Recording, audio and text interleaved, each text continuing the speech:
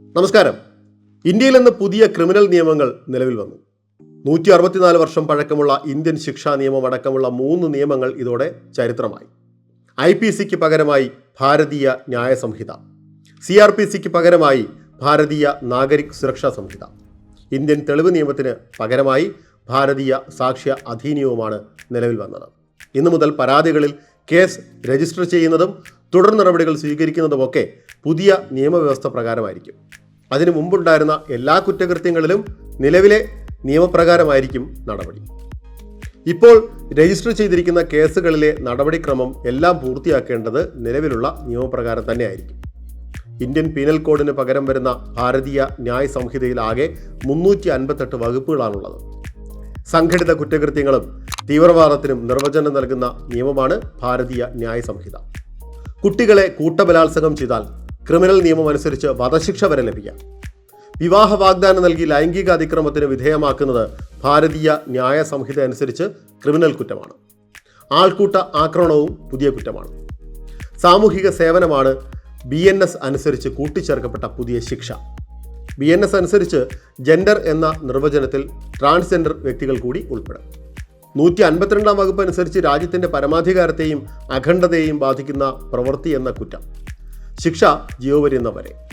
ഭാരതീയ നാഗരിക് സുരക്ഷാ സംഹിത അഥവാ BNSS ആണ് ക്രിമിനൽ കേസുകളിലെ നടപടിക്രമം സംബന്ധിച്ച പുതിയ നിയമം. കുറ്റകൃത്യം രജിസ്റ്റർ ചെയ്യുന്നതും അന്വേഷണവും മുതൽ വിചാരണ പൂർത്തിയാക്കി ശിക്ഷ നടപ്പിലാക്കുന്നതുവരെയുള്ള നടപടിക്രമങ്ങൾ BNSSൽ ചേർത്തിട്ടുണ്ട്.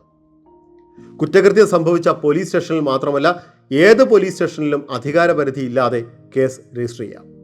പരാതി ഓൺലൈനായി നൽകാം. അന്വേഷണത്തിലും വിശദമായ മാർഗനിർദ്ദേശങ്ങൾ BNSS നൽകുന്നുണ്ട്.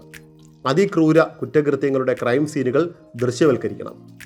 അന്വേഷണത്തിന് കരുത്ത് പകരാനും അതിജീവിതർക്ക് സംരക്ഷണം നൽകാനും പുതിയ ക്രിമിനൽ നിയമങ്ങൾ വഴി കഴിയും. ലൈംഗിക അതിക്രമങ്ങളിലെ അതിജീവിതരുടെ മൊഴി ദൃശ്യ ശ്രവ്യ മാധ്യമങ്ങൾ വഴിയും റെക്കോർഡ് ചെയ്യും. ബലാത്സംഗ കേസുകളിലെ മെഡിക്കൽ റിപ്പോർട്ടുകൾ 7 ദിവസത്തിനകം പൂർത്തിയാക്കണം. രേഖകളുടെ പകർപ്പ് പ്രതികൾക്കും പരാതിക്കാർക്കും 14 ദിവസത്തിനകം നൽകണം. കേസുകളിലെ നടപടിക്രമങ്ങൾ അന്തിമമായി നീട്ടിക്കൊണ്ടുപോകാനാവില്ല. കേസ് നീട്ടിവെക്കാനാകുന്നത് പരമാവധി 2 തവണ മാത്രം. ഇന്ത്യൻ തെളിവ് നിയമത്തിന് പകരമാണ് നമ്മൾ നേരത്തെ പറഞ്ഞ ഭാരതീയ സാക്ഷ്യ അധീനിയം. ഡിജിറ്റൽ രേഖകളും ഡോക്യുമെൻ്റ് എന്ന നിർവചനത്തിൽ പെടും. അതായത് സ്ക്രീൻഷോട്ടുകൾ പോലും ഡോക്യുമെൻ്റാണ്. ഇലക്ട്രോണിക് രൂപത്തിൽ ലഭിച്ച സാക്ഷിമൊഴികളും തെളിവായി പരിഗണിക്കും. തെളിവുകൾ സൂക്ഷിക്കുന്നതിൽ ഭാരതീയ സാക്ഷ്യ അധീനിയം കൂടുതൽ മാർഗനിർദ്ദേശങ്ങൾ നൽകുന്നുണ്ട്.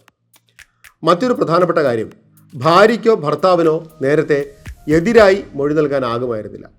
എന്നാൽ പങ്കാളിക്കെതിരെ ഭാര്യയോ ഭർത്താവോ നൽകുന്ന മൊഴിക്ക് ഭാരതീയ സാക്ഷ്യ അധീനിയം അനുസരിച്ച് തെളിവ് മൂല്യമുണ്ട്.